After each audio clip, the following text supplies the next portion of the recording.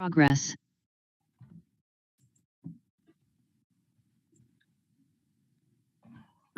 Eu, então, declaro aberta a sessão ordinária do Conselho Superior da Magistratura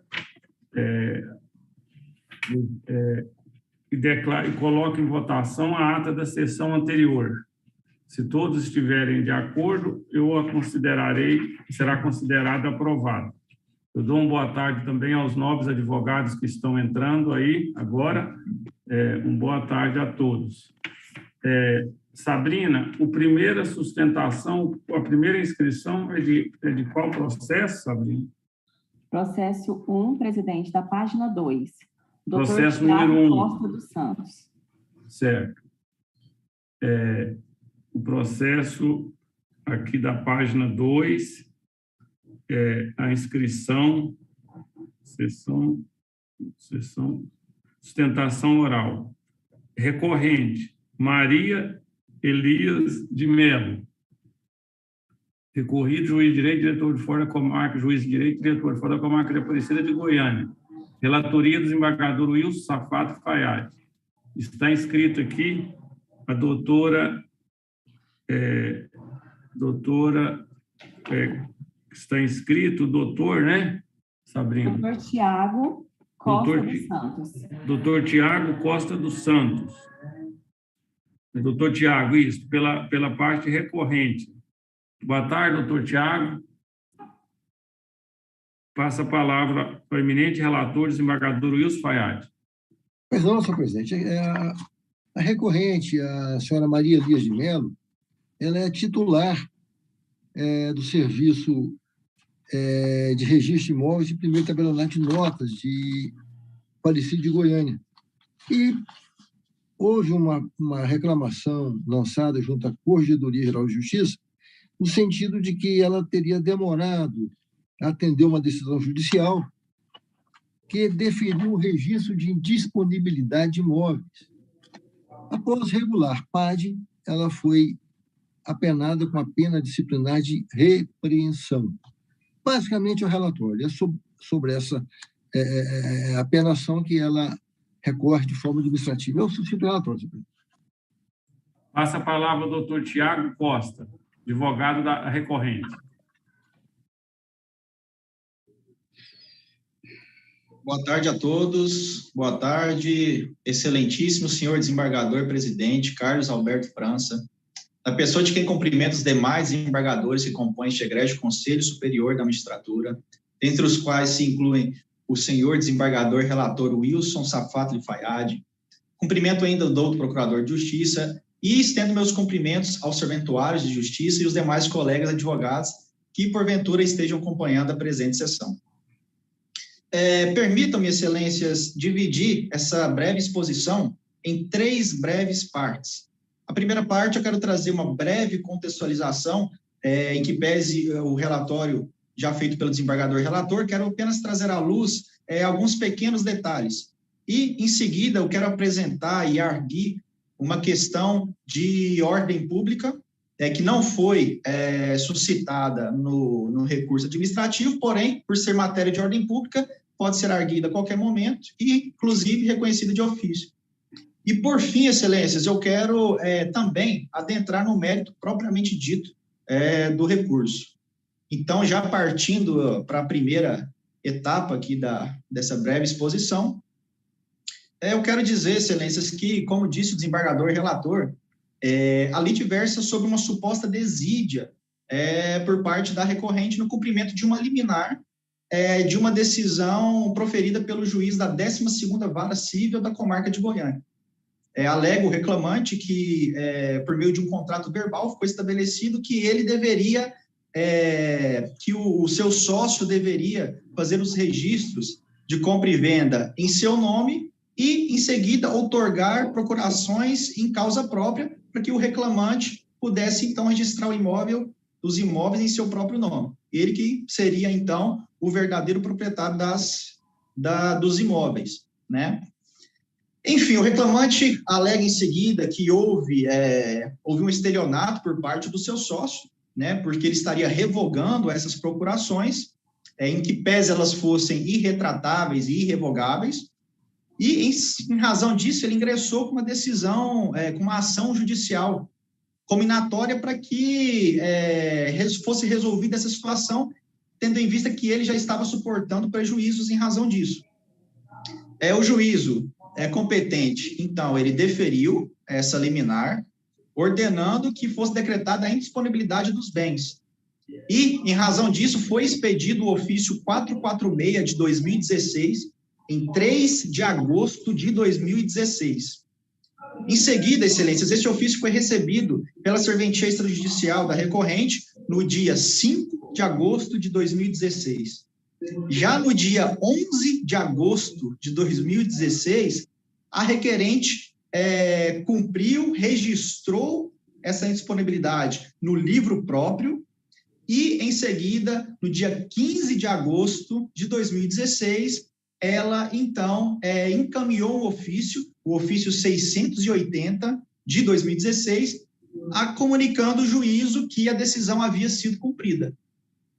Então, excelências, em razão disso, a assessoria correcional, né, da CGJ se manifestou, antes da instauração do processo, que a reclamação deveria ser arquivada. E, após a instauração do processo, a comissão processante disciplinar do Foro de Aparecida manifestou pela absolvição da recorrente. Porém, a despeito de tudo isso, a autoridade do Foro de Aparecida de Goiânia, ela desacolheu todos os pareceres e condenou, então, a recorrente a uma pena de repreensão. E, diante da irresignação por parte da defesa, entrou-se, então, com o presente recurso administrativo.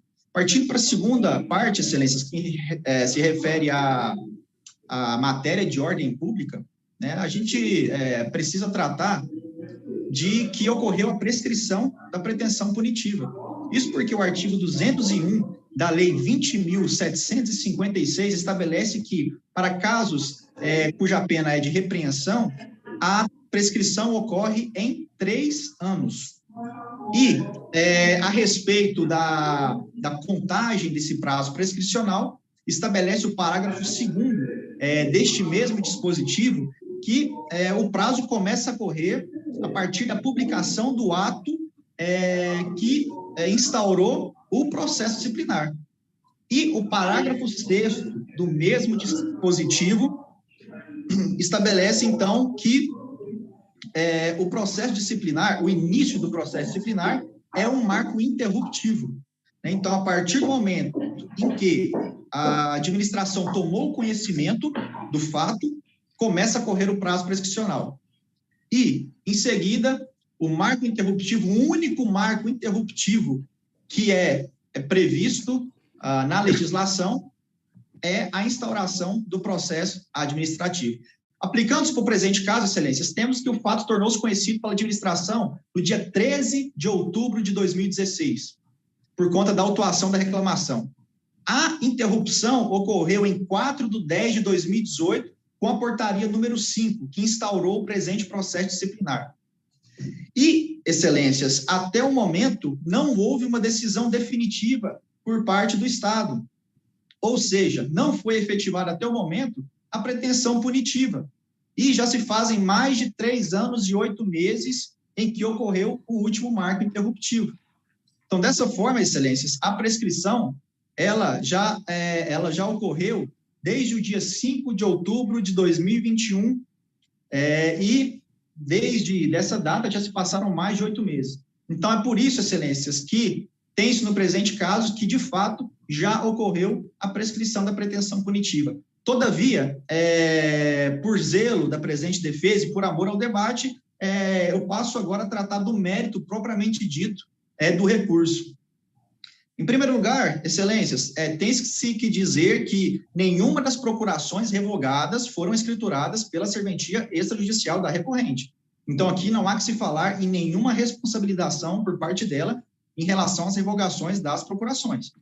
Outro sim, como dito anteriormente, a ordem judicial foi devidamente cumprida no sistema manual, e o registro do cumprimento da ordem, no livro de registro de indisponibilidades, é o número 21876, realizado em 11 de agosto de 2016, às 11 horas, 43 minutos e 14 segundos, pela colaboradora Renata Faleiro Mendes. Então, ocorreu, de fato, o registro em 6 dias após o recebimento do ofício. E 4 dias após o registro, foi oficiado o juízo competente acerca do cumprimento da ordem. Ocorre, excelências, que toda a celeuma se deve em razão de que, por estar no momento passando o cartório por uma transição do sistema manual para o digital, essa averbação, a averbação da disponibilidade, ela foi lançada digitalmente no dia 28 de outubro daquele mesmo ano. E, todavia, ocorre que foi devidamente comprovado que, a despeito disso, o registro da disponibilidade já havia sido feito. Há comprovações nos autos do sistema onde a disponibilidade havia sido feita. Inclusive, o reclamante tentou registrar algumas compras e vendas nos imóveis, ainda em outubro daquele ano, e foi negado o registro pela serventia, porque havia aquela indisponibilidade que impediu o registro. Então, excelências, não há o que se falar aqui de desídia por parte da titular do cartório de registro de Aparecida. Ela, de fato, cumpriu tempestivamente, em tempo hábil, a ordem judicial. Nada obstante, excelências, ainda tem um erro crasso que foi cometido na decisão, porque a autoridade do Foro de Aparecida, ela se confunde a data em 2 anos. Ela alega que a averbação teria sido lançada no dia 20/10/2018, sendo que foi realizada em 2016. Isso não se trata apenas de um erro material. Por quê? Porque ela se utilizou dessa data equivocada, de 2018, para justificar que a averbação ela só foi lançada digitalmente 4 anos após a instituição do sistema digital. Ou seja, um erro grave aqui de 2 anos em relação à data em que os fatos realmente ocorreram. Em razão de tudo isso, excelências, a comissão processante, ela manifestou pela absolvição da recorrente. E, se me permitem, eu quero ler ipsis literis aqui a um pequeno trecho do parecer da comissão. Diz o seguinte: neste contexto, não comprovada que lavradas procurações e irregularmente revogadas entre o solicitante e o senhor Israel junto ao tabelionato de titularidade da processada, nem que houve alienação de bens registrados no primeiro cartório de registro de imóveis de Aparecida de Goiânia, em inobservância à ordem judicial referenciada, tem-se, porém, procedente a reclamação disciplinar, né? E importante frisar isso, excelências, não houve qualquer registro nos imóveis, senão as próprias indisponibilidades. Não houve qualquer prejuízo em relação ao reclamante por conta dessa questão. E um outro equívoco que houve na decisão, excelência, é que ela diz o seguinte, a diretoria diz o seguinte na decisão: permitam novamente citar exatamente como consta na decisão.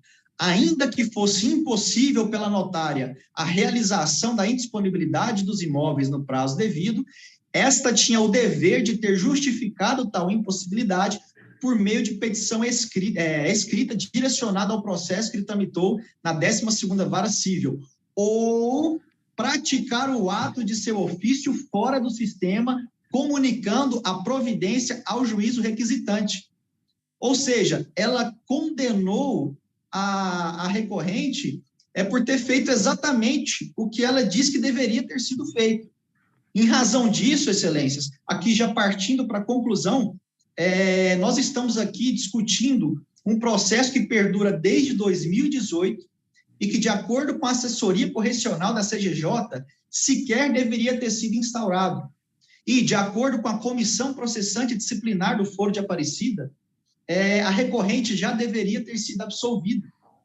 Então, diante do que foi exposto, excelências, requer-se uma vez mais seja reconhecida a matéria de ordem pública e declarada a prescrição da pretensão punitiva e, consequentemente, a extinção da punibilidade da recorrente, ou subsidiariamente que seja provido o presente recurso, reformando a decisão condenatória proferida pela diretoria do foro de Aparecida, absolvendo-se a recorrente pela prática de quaisquer transgressões disciplinares. E aqui eu encerro, excelências. Obrigado pela oportunidade. Obrigado, doutor Tiago. Volta a palavra, eminente relator, desembargador Wilson Fayad. Após o voto do ilustre advogado, a sustentação oral do ilustre advogado, por sinal muito bem feita, eu permaneço com os autos e pretendo trazer na próxima sessão. Mesmo porque, senhor presidente, foi alegado o tema ex novo, que é a prescrição. Exatamente, não, dá certo, é isso mesmo, desembargador Fayad. Então, processo suspenso com vista ao eminente relator, viu, doutor Tiago? Muito obrigado. Próximo julgamento. Muito obrigado, doutor Tiago. Próximo julgamento, olhando aqui a pauta, o número, processo número 3, página 2, Maísa Leite, uma recorrente da comarca de Lusiânia, recorrido Corregedor-Geral da Justiça, juiz de direito, diretor do Foro da comarca de Lusiânia interessada. Está inscrita aqui a doutora Rúbia Bit Silva. Boa tarde, doutora Rúbia. Boa tarde, excelência. Boa tarde. Eu passo a palavra ao eminente relator, desembargador Gerson Santana Sintra. Muito obrigado, senhor presidente. É um recurso administrativo interposto por Maísa Leite, depositária judiciária e avaliadora da comarca de Lusiânia, contra a decisão proferida no evento 11 da lavra do eminente Corregedor-Geral de Justiça, Bador Nicomedes Borges, que, acolhendo o parecer acostado no evento 10, exarado pelo excelentíssimo terceiro juiz auxiliar, doutor Altair Guerra da Costa, desaprovou a portaria número 30 de 2021, editada pela excelentíssima juíza de direito e diretora do Foro da comarca de Lusiânia, Flávia Moraes Nagato de Araújo Almeida, dado o não preenchimento dos requisitos estabelecidos pelo artigo 45 do Código de Normas e Procedimentos do Foro Judicial. É o sucinto relatório, senhor presidente. Com o relatório feito, passa a palavra à nobre advogada, doutora, que faz a defesa da recorrente, doutora Rúbia Bites, excelência. Isso. Boa tarde a todos. Boa tarde. Como bem fundamentada pelo relator, né, desnecessário fazer um relato. E eu também serei muito breve, porque o assunto aqui não demanda maiores questionamentos. O que o conformismo da recorrente, excelência, se prende aqui num fato que a comarca de Lusiânia, ela vem tendo alterações ao longo do tempo que não foram observadas quando da análise minuciosa pelos outros julgadores. Vejamos, no ano de 2020 e 2021, excelências, que foram usados como parâmetro para elaborar e chegar a um consenso, né, da desnecessidade de nomeação da depositária em razão do aumento de mandados, que não havia um aumento em mais de 200 mandados por oficiais. Isso aí foi extraído do relatório no ano de 2020 e 2021. Pois bem, esses relatórios foram extraídos durante a pandemia e são períodos atípicos que abalaram toda a situação, não só em relação aos mandados, né, judiciais, mas como toda a prestação jurisdicional. Não pode ser usado como parâmetro. Vejamos, em 2019, anterior a esse período de 2020 a 2021, que serviu de base, constatou-se aqui nos autos que havia um fluxo dos anos anteriores, no caso de 2019, como eu disse, em que foram distribuídos mais de 24 mil mandados. E a maioria dos oficiais receberam mais de 200 mandados, conforme se vê na tabela 13 desses autos. Tem uma tabelinha lá comprovando isso, né? Então, isso em 2019. como foi a data base da estatística que resultou na desnecessidade de nomeação dessa depositária, ocorreu durante o ano de 2020 e 2021. Nós devemos observar ainda, excelências, que a comarca de Lusiânia, ela foi dividida em 3 regiões, e cada região tem 3 oficiais, e essa região também tem várias zonas rurais, né, com centenas de fazendas menores e que distam mais de 100 quilômetros do centro, né? E conforme bem dito aqui, que existe até já no próprio voto do relator, é a questão dos oficiais de justiça fazendo um requerimento para a permanência depositária, bem como o pedido, né, de retratação da ilustre diretora do foro, juíza de direito, né, requerendo também a permanência da depositária.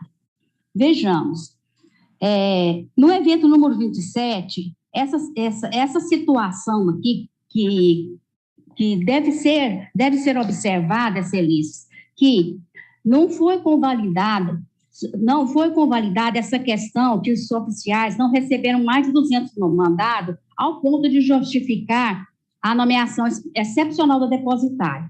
Pois bem, por que não foi convalidado?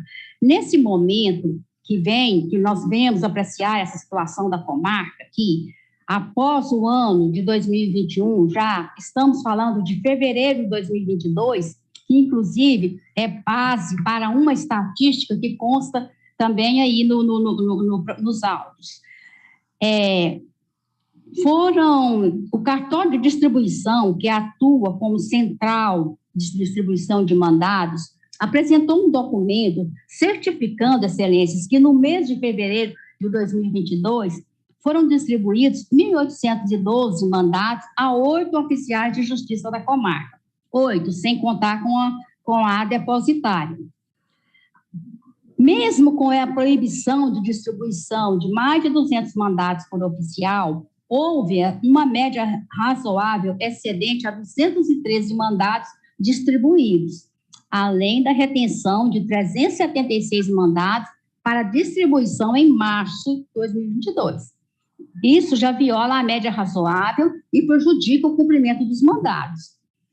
Também devemos ressaltar que a situação acima gerou um trabalho muito bem elaborado pelo cartório distribuidor, que teve que selecionar os mandados mais urgentes, pois havia oficiais de justiça suspenso em razão de ter extrapolado a média razoável de distribuição. Aí, quando ocorre mais de 200, consequentemente, ele é suspenso. E nesse período, aqui, em fevereiro, já havia a suspensão desses 2 oficiais. A portaria número 3020 considerou somente os mandados oriundos da justiça gratuita, não considerou os mandados com pagamento de custas que não se encontram nas estatísticas citadas.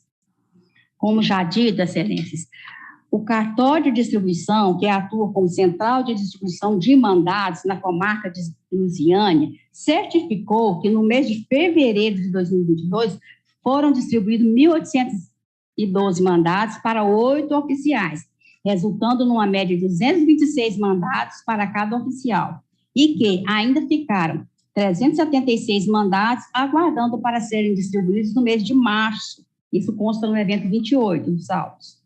E ainda o fato que, no mês de fevereiro de 2022, conforme se vê nesse mesmo relatório, a média de mandados por oficial, então, ficou em 226,50, excedendo a média razoável considerada na decisão recorrida. Portanto, essa portaria não foi convalidada sob o fundamento de que os oficiais de justiça não recebiam mais de 200 mandados. Esse foi o fundamento que embasou. Mas aqui nós percebemos que o período que foi considerado, ele foi atípico, como já disse, que janeiro, fevereiro, no caso que nós estamos falando aqui, nós temos os dados estatísticos de fevereiro e março, houve um excedente de 213 mandados. Então, isso aqui já contraria, né? E, portanto, excelências, mesmo com a regra de proibir a distribuição em mais de 200 mandados por oficial, houve nos meses anteriores uma distribuição excedente, porque se não houvesse, não teria ocorrido a suspensão de 2 oficiais de justiça pelo excesso de mandados distribuídos, né? Então, no mês de março também, nós apresentamos aqui, houve a distribuição, né, no mês de março de 2022, 1.600 mandados, e 382 mandatos se encontram retidos para distribuição no mês seguinte. Veja bem que sempre está ficando mandados retidos. Nós voltamos àquela mesma situação. Sabemos da dificuldade que está sendo essa situação do depositário e designação excepcional para atuar como oficial de justiça. Temos consciência dessa celeuma instaurada. Mas, quando a autoridade ela designa o depositário para cumprir esse trabalho excepcional, ela faz de acordo com as legislações que prevêem essa atribuição.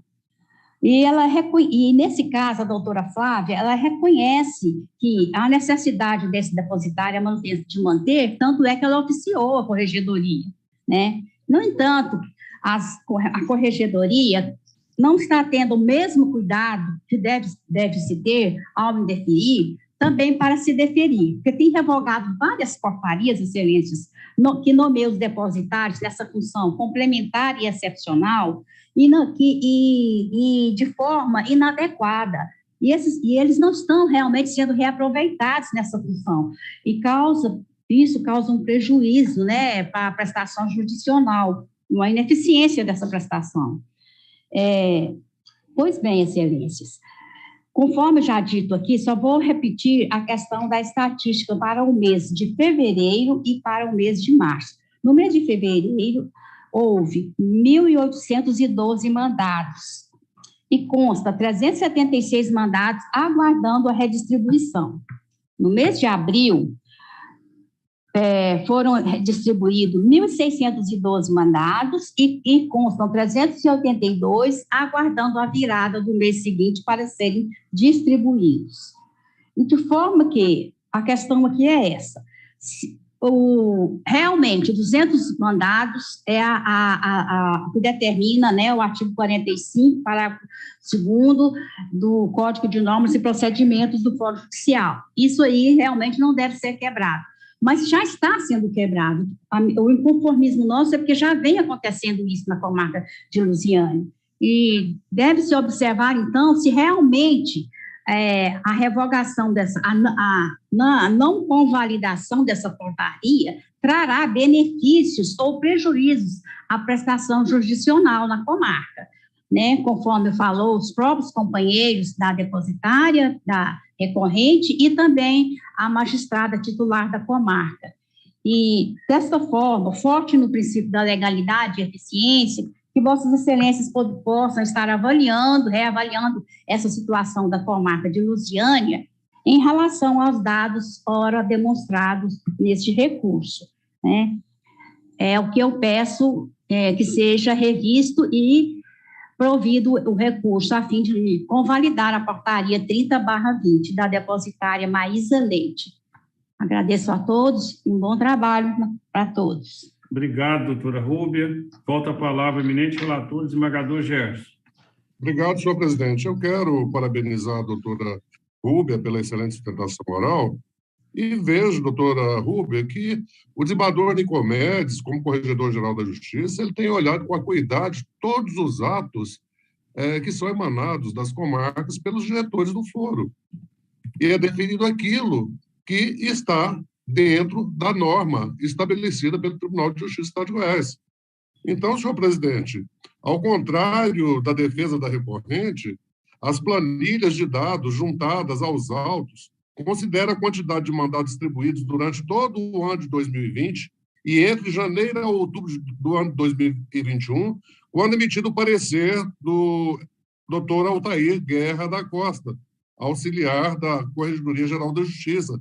E, de acordo com esses documentos, senhor presidente, eminentes pares, resta clara a distribuição de 140 mandados, em média, para cada um dos 8 oficiais lotados na comarca de Lusiânia, estando, portanto, de acordo com o artigo 144, parágrafo 2º do provimento conjunto número 07/2021, o qual preconiza ser regular a distribuição de até 200 mandados por oficial de justiça.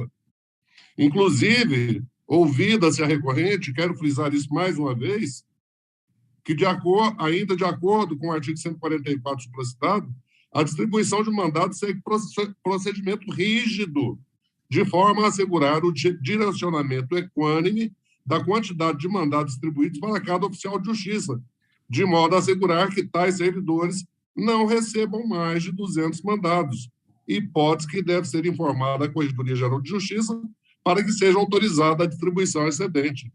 Então, nessas condições, senhor presidente, quando da emissão da portaria, os dados estatísticos da Corregedoria eram esses. E desembargador Nicomédio agiu dentro da legalidade e nessas condições é que eu estou conhecendo e desprovendo o recurso manejado pela serventuária Maísa Leite, lá da comarca de Lusiânia, senhor presidente. O eminente relator vota no sentido do desprovimento do recurso interposto pela servidora já nominada. Eu vou, então, agora à colheita dos votos. Desembargador Nicomédio não vota, porque o ato aqui é dele, é recorrido. Desembargador Wilson Fayad. Senhor presidente, eu ouvi com atenção o voto do desembargador Gerson, é claro, sustentação oral, e o voto está bem convincente, bem explicado, então acompanho o ilustre relator. Desembargador Fernando Mesquita. Também acompanho, senhor presidente.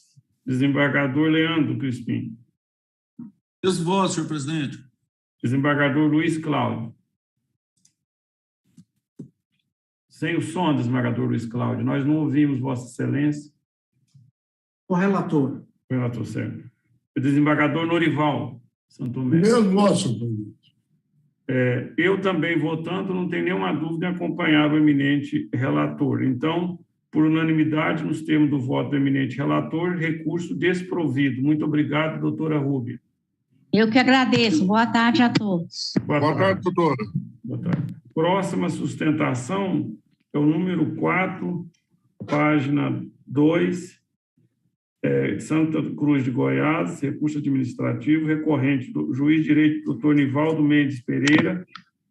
O ato é da presidência do Tribunal de Justiça do Estado de Goiás. Está inscrito aqui para falar em nome do juiz recorrente, o doutor Diogo Crozara. Boa tarde, doutor Diogo. Boa tarde, presidente. Boa tarde a todos. Eu passo a palavra ao relator, eminente relator, desembargador Gerson Santana Cinto.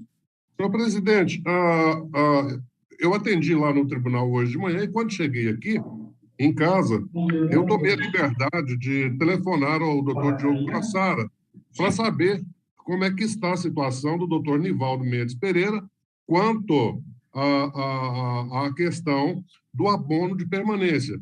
Porque esse processo, ao que percebi, esse procedimento administrativo, senhor presidente, é de 2020. E parece-me que ele teria alcançado o tempo e a idade necessários para a obtenção hoje desse abono de permanência. Então, eu queria fazer uma sugestão a Vossa Excelência, senhor presidente, de retornar esse recurso administrativo à Vossa Excelência para que verifique a viabilidade agora, já que ele tem tempo e idade para obter esse benefício, e aí nós teríamos esse recurso administrativo como prejudicado. É a minha sugestão. Desembargador Gerson, eu, claro, acolho, pode mandar para a presidência, mas, na verdade, desembargador Gerson, nós temos um impedimento normativo, porque não existe mais hoje, depois da reforma da Previdência, abono de permanência. Eu até estou tentando, junto ao governo, ao executivo, conversando, porque realmente é uma perda muito grande, pode acontecer de perda de valorosos servidores públicos em geral, pela falta de abono de permanência em Goiás, porque a norma previdenciária federal, ela deixou, melhor dizendo, a critério de cada estado, estabelecer ou não o abono de permanência através de uma nova lei, né? Uma lei complementar, eu acredito, não sei se a lei não pode ser lei ordinária, mas nesse ponto também é detalhe. Então, cada estado tem que ter um novo diploma legal estabelecendo se o abono de permanência vai ser de 100%, se vai ser de menor do que 100%. Então, por isso que deu em alguns questionamentos sobre esse tema, tanto de servidor quanto de magistrado, justamente pela impossibilidade normativa vigente de concessão de abono de permanência. Eu, por exemplo, desembargador Gerson, eu ia ter o direito de abono de permanência esse ano, né? Agora, acabou, né? Assim, como muitos outros colegas, etc., e servidores. Então, é isso, mas se Vossa Excelência quiser mandar para a presidência, eu vou dar esse despacho nesses termos, né? Presidente, se me permite, só para contribuir, é porque é o seguinte, ele tinha sido deferido o abono de permanência a ele. E aí, depois em um ato em 2020 da presidência, numa conta porque ele não teria idade mínima. Então, o recurso é contra aquele primeiro ato que já tinha deferido. Só que o que aconteceu que talvez seja necessário essa apreciação? Porque, efetivamente, então, aqui o que está se discutindo é aquele ato que cassou aquele direito que já tinha tido. Então, não é uma concessão nova. É porque ele já tinha o tempo.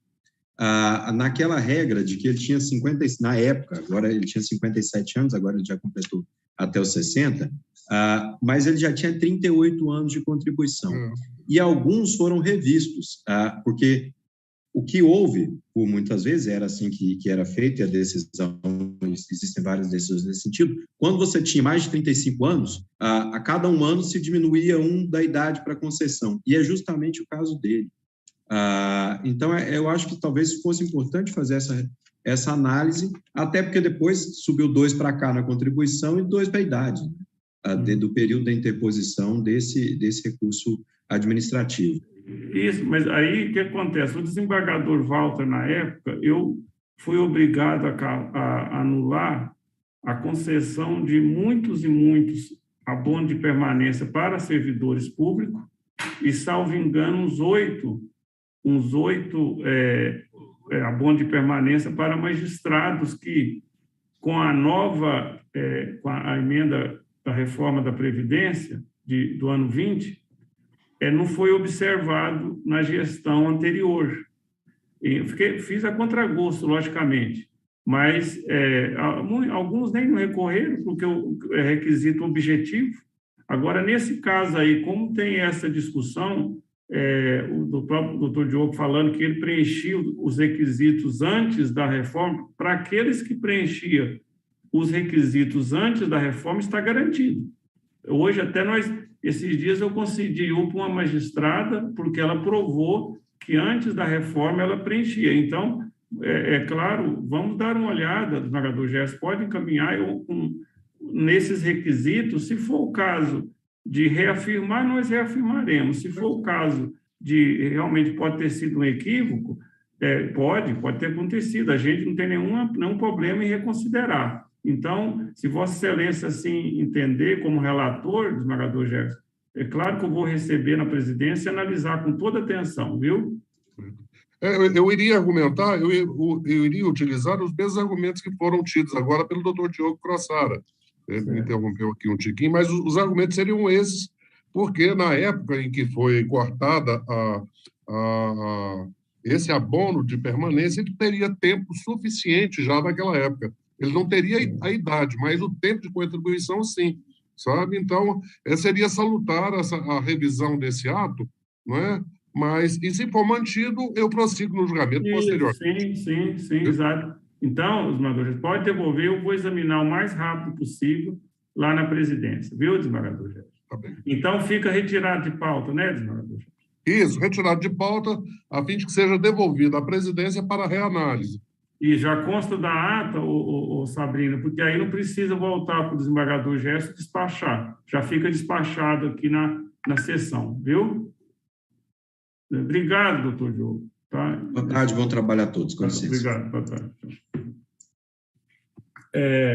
Aí está faltando agora o número 2, recurso administrativo. Vamos terminar a pauta do dia, depois a gente volta lá na diada. Recorrente, Antônio Osmar Lima, Corregedor-Geral da Justiça Recorrida, relatoria também do desembargador Gerson Santana Sintra. Desembargador Gerson hoje é o rei da pauta. Senhor presidente, esse recurso administrativo é o mesmo caso que nós julgamos lá, o da comarca de Lusiânia. Mesmo caso. E esse aqui com a situação ainda mais danada ainda, porque lá a distribuição de mandados chegou a 50, somente a 50 mandados para cada oficial de justiça, no período em que ela foi nomeada lá para exercer também esse cargo de oficial de justiça, como avaliadora, né? Então, no mesmo caminho do outro, eu estou conhecendo, mas desprovendo o recurso administrativo. Nesse aqui, a doutora Rúbia só está acompanhando, né, doutora Rúbia? Não se inscreveu, não? Né? Sim, excelência, só acompanhando. Aí, é o mesmo tema da anterior, algum colega quer fazer alguma observação ou repete os mesmos votos, colega? Mesmo voto, presidente. Desembargador Luiz, desembargador... Mesmo voto, senhor presidente. Leandro, desembargador Fayad. Mesmo voto. Desembargador Norival. Também, né? Isso. Porque é a mesma matéria que nós julgamos agora há pouco, né? Então... Sim, nós estamos votando em branco, Igual, né? Por consequência. Então, por unanimidade, nos termos do voto do eminente relator, recurso desprovido. Então, terminamos a pauta do dia, só tem um vista, o número 1, aqui, julgamento continua suspenso, com vista para mim, após o voto do desembargador Leandro Crispim, que reconheceu a prescrição, assim como anteriormente fez o desembargador Nicomedes. O voto do relator permaneceu no sentido de conhecer e rejeitar os embargos. Isso aqui, colegas, é aquela questão lá de Itumbiara, Marco Antônio Castanheira, primeiro embargante, Marina de Fátima Souza Novaes, segundo embargante.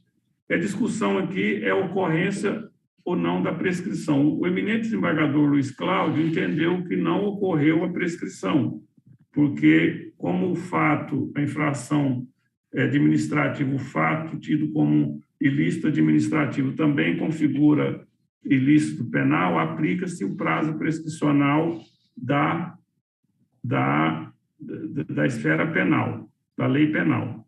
E, por consequência, não teria acontecido a prescrição. O desembargador Leandro falou, ok, aplica-se o prazo da penal, mas, no entanto, tem que observar a norma prevista no direito administrativo, que fala que, quando interrompe, recomeça a contar pela metade esse prazo prescricional. Esse é a X da questão aqui. Né? E até, na época, o desembargador, no voto, o desembargador Leandro citou um voto meu aqui do Conselho, em tempos anteriores, nessa direção também. E eu fiz a análise aqui, eu peço vênia e compreendo o voto do desembargador Luiz Cláudio nesse ponto também, mas eu vou manter a minha coerência com o meu voto anterior e minha análise de que, mesmo aplicando a norma, o prazo prescricional do direito penal, porque o fato configura o crime, em tese, aliás, e foi processado e está sendo julgado lá em Itumbiara, objeto de recurso, salvo engano, mas está sendo processado, não terminou o julgamento. Mas eu entendo que, pela independência aí das instâncias também administrativas, civil, penal, etc., não retira da aplicação da norma que fala que, com a interrupção, inicia-se novamente a contagem do prazo, previsto na legislação vigente, na época dos fatos. Em 2008, houve uma mudança que fala o seguinte, olha, essa redução, com a instauração do processo, redução do prazo não pode diminuir o prazo original, prescricional. Isso seria, em tese, prejudicial a quem já responde processo, uma norma que não se aplica nesse caso, que os fatos são pretéritos, né? Os fatos são pretéritos e aplica-se a lei do tempo. E nessa lei do tempo fala simplesmente que interrompe o prazo prescricional e começa a contagem pela metade, no caso da instauração, da portaria instauradora. Então, eu me filio a esse entendimento, aplica-se o prazo prescricional do norma penal, mas, nesse ponto, a norma administrativa, eu entendo que prevalece e prevalecia, porque previa o quê? Com a interrupção, inicia-se a contagem pela metade. E, iniciando-se a contagem pela metade, levou-se a prescrição desse crime, desse ilícito administrativo. Então, eu me filio a esse entendimento esposado pelo desembargador Leandro, nesse ponto, porque em relação à aplicação do prazo prescricional, do prazo da direito penal, sim, como bem fez o desembargador, relator, o eminente desembargador Luiz Cláudio, mas nesse ponto, contando o marco do recomeço, do reinício pela metade, como previa a lei, está claro no voto do desembargador Leandro, realmente deu prescrição. Então, eu peço vênia ao desembargador Luiz Cláudio, eminente relator, para refluir nesse ponto e acompanhar a divergência, inaugurada pelo desembargador Nicomedes, reforçada pelo voto do desembargador Leandro, no sentido de reconhecer a ocorrência da prescrição, né, nesse caso, e foi aplicada a penalidade de cassação de aposentadoria aqui aos embargantes, foi aplicada essa pena de cassação ao Marco Antônio, um dos embargantes. Então, assim que eu estou votando, aí está assim, ó, com o relator, desembargador Norival Santomé, desembargador Maria das Graças Reck, desembargador Fernando de Castro Mesquita e desembargador Zacarias. Divergente, desembargador Nicomedes, desembargador Leandro e eu agora votando nesse ponto também divergente. Ausente justificadamente o desembargador Fayad. Então, eu deixo aberto a palavra, pode ficar à vontade, se algum colega quiser reafirmar o voto, reconsiderar o voto, pode ficar inteiramente à vontade, pois não, desembargador Luiz Cláudio. Deixe-me fazer duas observações que me parecem de fundamental importância. O primeiro aspecto é que esta questão foi apreciada no julgamento do PAD, e ela foi enfrentada e deliberada, e o colegiado entendeu, na linha do voto que proferiu, que não se aplicava este redutor de metade. A regra era pura, era a regra de aplicação do direito penal, ou seja, a prescrição é do tempo para a prescrição do crime, sem redução instituída por norma de direito administrativo, porque aí não seria a regra do direito penal, seria uma instituição, uma construção híbrida, tempo de direito penal com causa redutora de direito administrativo. Essa questão foi o objeto sustentação oral, foi o objeto da defesa e foi enfrentado e deliberado. Os embargos, em verdade, eles trazem um outro tema. Os embargos, eles trazem como novidade, causa superveniente, que não constaria ou não constou do julgamento anterior, é que o juiz, na ação penal, teria reconhecido a extinção da punibilidade. Então, a defesa vem nos embargos e diz, olha, como houve a extinção da punibilidade na ação penal, eu quero que se aplique também a extinção da punibilidade no processo administrativo. O que eu também refutei nos embargos, porque as instâncias aqui são instantes.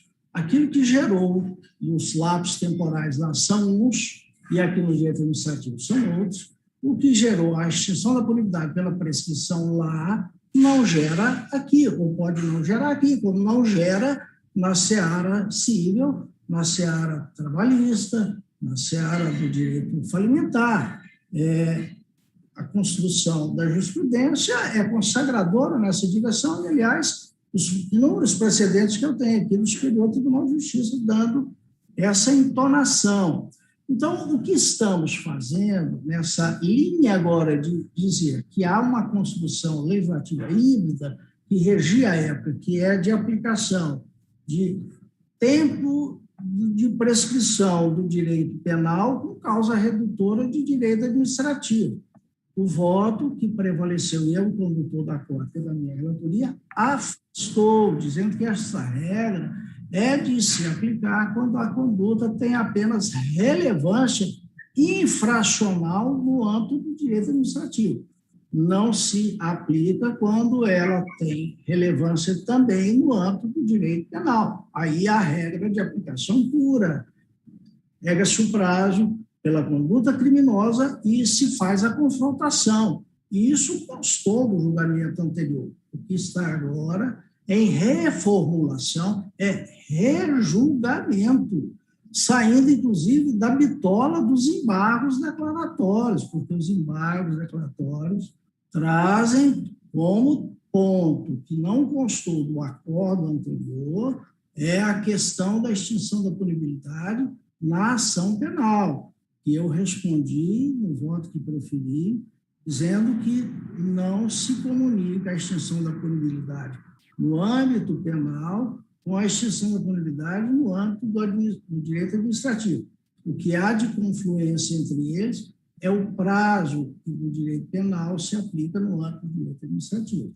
Então, é por isso que eu estou reafirmando o voto, na linha da jurisprudência do próprio colegiado, de que se a conduta tem infringência administrativa e infringência penal, eu aplico por inteiro a regra do direito penal.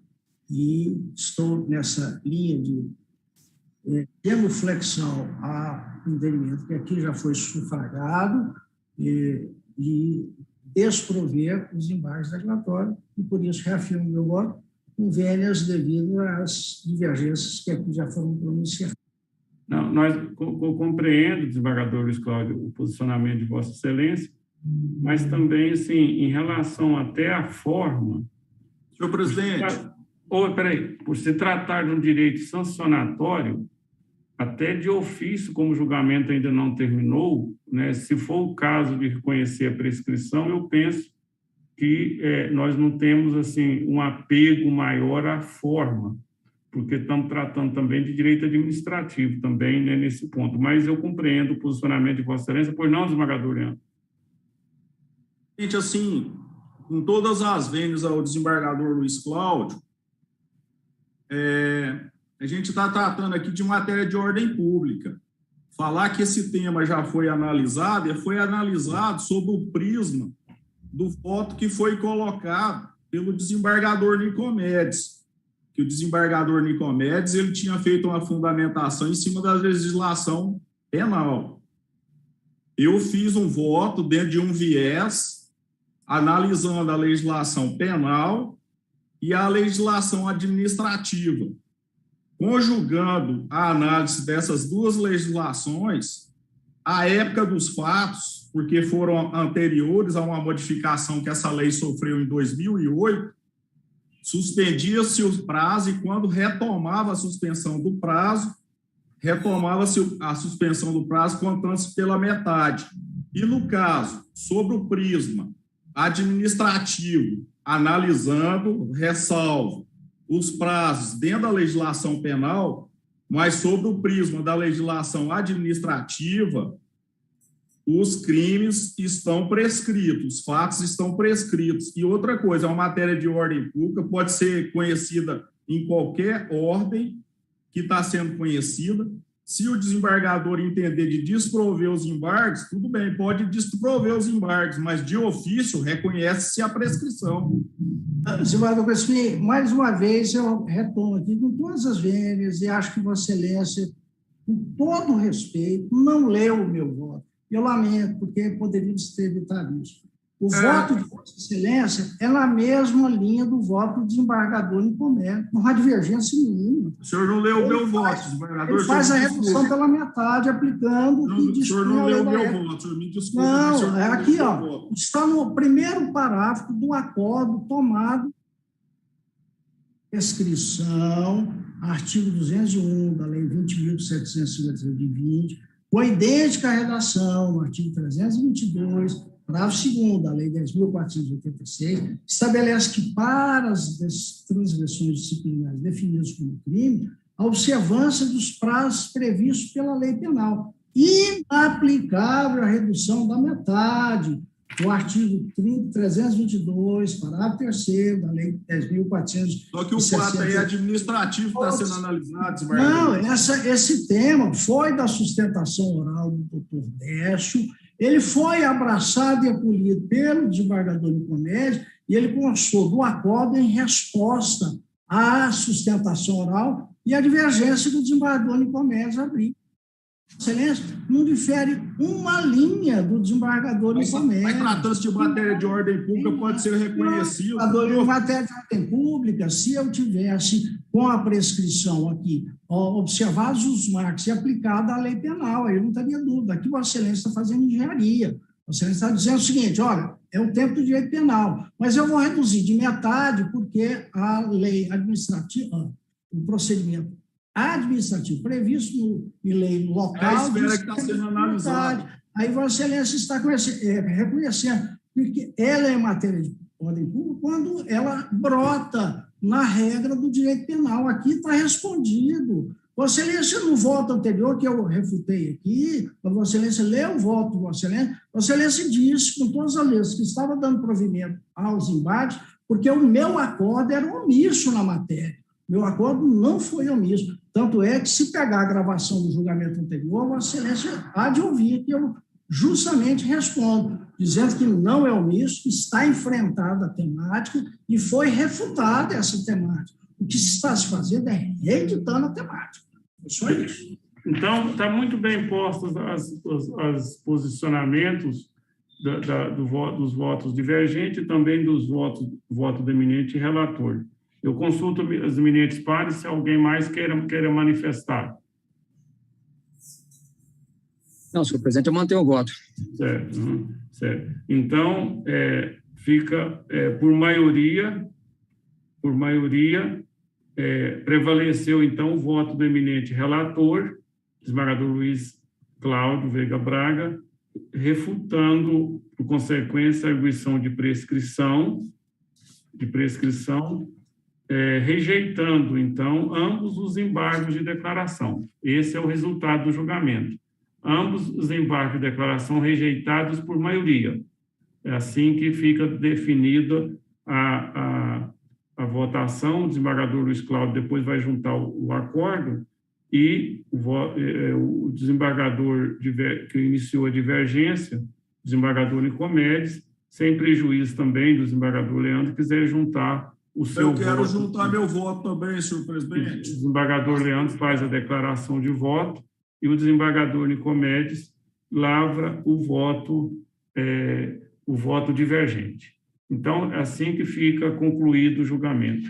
Colegas, então, terminamos... Presidente, só mais uma intervenção, eu já sei que eu estou aqui com enfado, mas é um registro. Não, que é isso? É um registro para que eu faça o meu choro mais triste. É o registro de uma perda, que não é física, mas é presencial, embora ele vá viver muitos anos. É que hoje o desembargador Norival, por implemento de idade que se dará daqui uns dias, participa pela derradeira vez integrando este colegiado. Eu sempre que falo sobre o desembargador Norival, eu não deixo de me emocionar, porque nós temos uma história que caminhou junto. Nós temos uma relação de amizade que remonta a vínculos familiares, a relação de amizade que meu pai tinha com o também saudoso doutor Mauro de Freitas, sogro dele. A minha proximidade com a Ivone, esposa dele, vai desde os tempos de bancos escolares, quando fomos colega aos 6, 7 anos da escola do professor Nion Bernais, e estabelecemos um vínculo maior ainda e mais encorpado, porque eu e ele temos origem vilaboense. Ele com maior densidade, porque sempre fez a sua vida na Heráldica Vila Boa, lá exerceu vários cargos, foi um dos expoentes, uma das maiores expressões da advocacia, transitou pela política, é produtor rural, e depois nos encontramos quando prestamos ingressão no concurso do Ministério Público de 1983.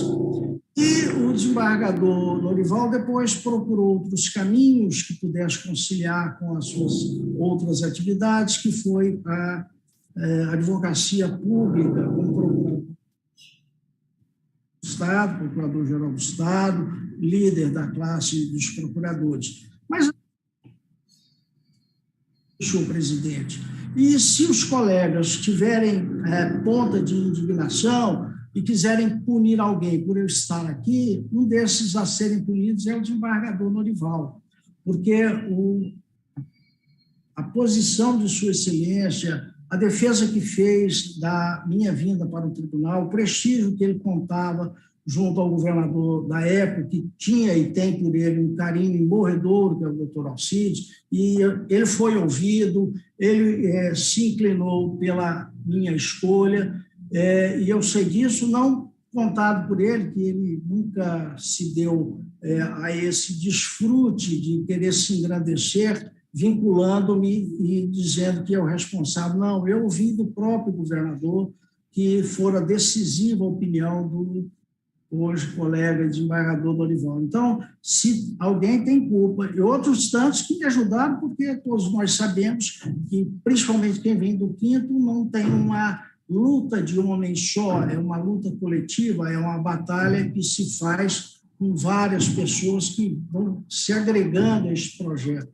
Mas o desembargador Norival foi uma pessoa decisiva e, se há culpados na minha vinda para o tribunal, ele, por certo, é talvez o maior deles, né? Então, não me apedrejem, joguem pedra nele. Mas hoje não vamos fazer. Hoje não faremos isso. Hoje vamos apenas louvação ao desembargador Norival, um homem de qualidades morais irrepreensíveis, um homem de cultura jurídica que sempre despontou, um homem que sempre exibiu uma solução jurídica que era de todos aplaudida, poder-se até, em determinados momentos, fazer-lhe a crítica porque com ele não concordasse, mas sempre com o respeito de que tinha densidade e fundamentos para a defesa que fazia os seus pontos de vista. Então, quero crer, senhor presidente, e não me dou o luxo aqui de repetir frases feitas, nem para-choque de caminhão, dizendo que ele jamais será substituído. Ele será substituído, sim, mas ficará sempre com o ingresso e o direito de ingresso dele na história. Eu já estou reivindicando. O nome dele há de ser inscrito nos anais deste tribunal como uma das grandes figuras, um dos grandes nomes, um dos grandes julgadores que por aqui passaram. E o seu afastamento por implemento de idade, se não uma injustiça, mas é uma regra de porte funcional, mas que me desagrada sobremodo, porque ele tem e teria muito a contribuir e dar a este colegiado, ao tribunal como um todo, uma dimensão maior, porque sempre, ao luz dos votos que profere, toda uma cultura jurídica que é de exibição e nos projeta com um tribunal que se quer para o futuro. Portanto, senhor presidente, senhores integrantes deste colegiado, fica aqui o meu choro mais triste. Não vou verter lágrimas, porque sou contido, mas fica a minha emoção, e de cá já sinto um cadinho de saudade, porque perderei, por certo, essa boa convivência que sempre tive com o desembargador Norival nas participações que fizemos conjuntamente nos órgãos que participamos. Portanto, faço o registro e o meu lamento, e desejo a Sua Excelência vida longa e um futuro risonho, como sempre teve um passado belíssimo, e que possa ingressar efetivamente na história desse judiciário que eu já reivindico. Muito obrigado pela atenção. Muito bem lembrado, desembargador Luiz Cláudio, muito merecida a homenagem ao nosso prezado desembargador Santomé.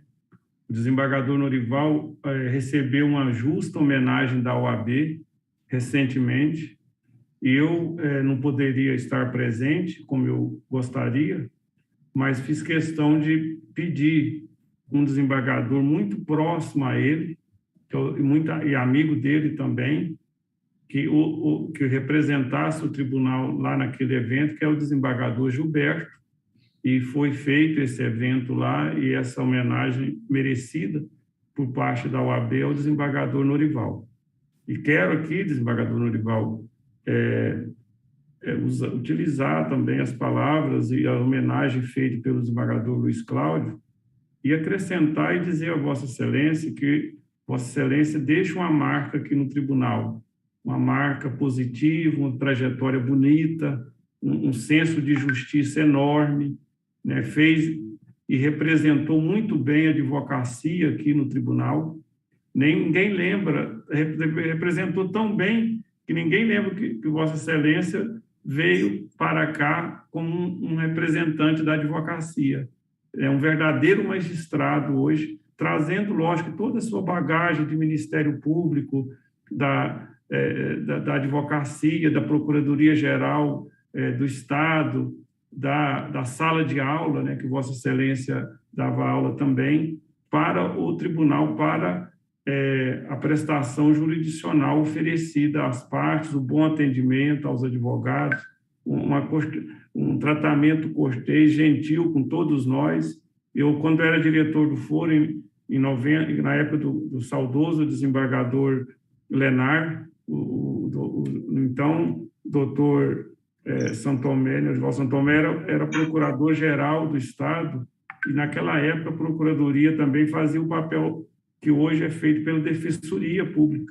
E nós tivemos a oportunidade, foi naquela época que eu pude conhecer mais de perto também o desembargador Norival, instalando aqui no fórum, lá no fórum antigo, espaço para a Defensoria, que fazia um papel tão importante, que era destacado, procuradores destacados, procurador do Estado, para aquele serviço de atendimento aos necessitados. Então, desembargador Norival, Vossa Excelência deixa aqui no tribunal um legado muito positivo, de distribuidor da justiça justa mesmo, e deixa abertas as portas aqui da justiça, do Tribunal de Justiça.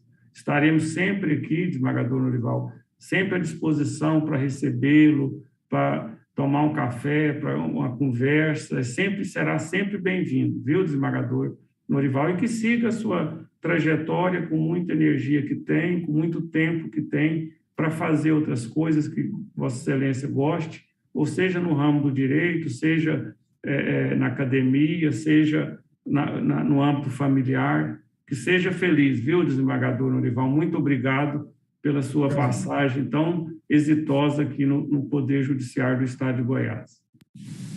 Muito obrigado, senhor.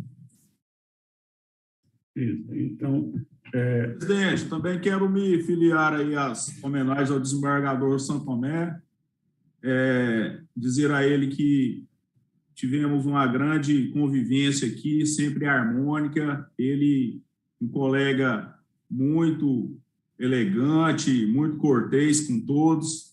Leve o meu abraço, desembargador. Sim. Senhor presidente? Pois não. Também queria adotar todos os pontos de vista em termos de elogio do desembargador Norival.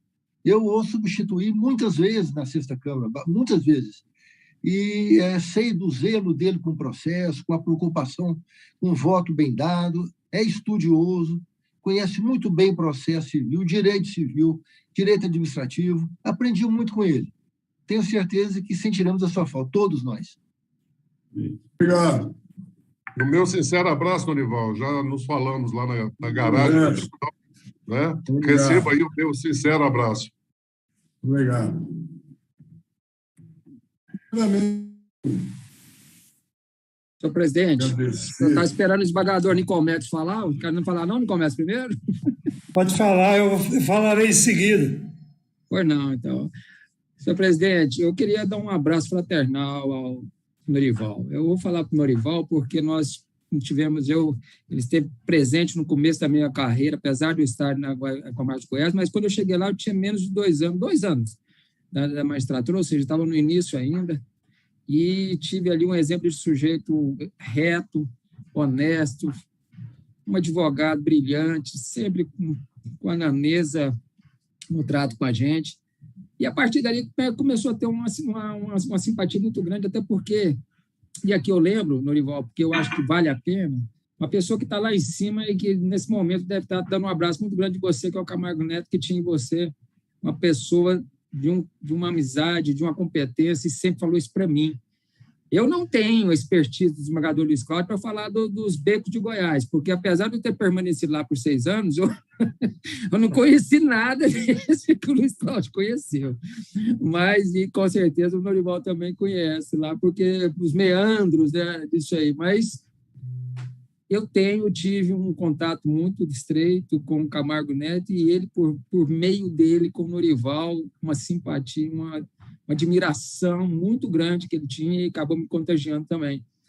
Então, Norival, um grande abraço, meu amigo. Que você seja feliz, uma saúde imensa, que você tenha, assim, um trilhar agora, assim, que faça, como o desembargador França falou, que você faça aquilo que você goste, te dê prazer e que a gente se encontre muito aí nesses...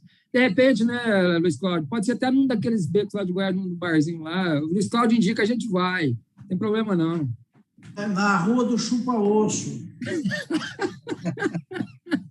Um abraço, Norival. Senhor presidente. Obrigado. Senhor presidente. Pois não, desembargador Nicomedes. O desembargador Norival é um amigo de longa data. Eu, no governo Alcides, estava na presidência da Saniago e ele de procurador-geral do Estado. Então, a gente participava juntos do mesmo governo e ele sempre foi solidário, amigo, prestativo, igual ele é aqui no tribunal, que os senhores conhecem.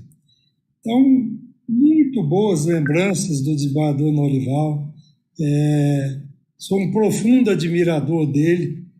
Acho que ele vai deixar uma lacuna enorme no nosso tribunal.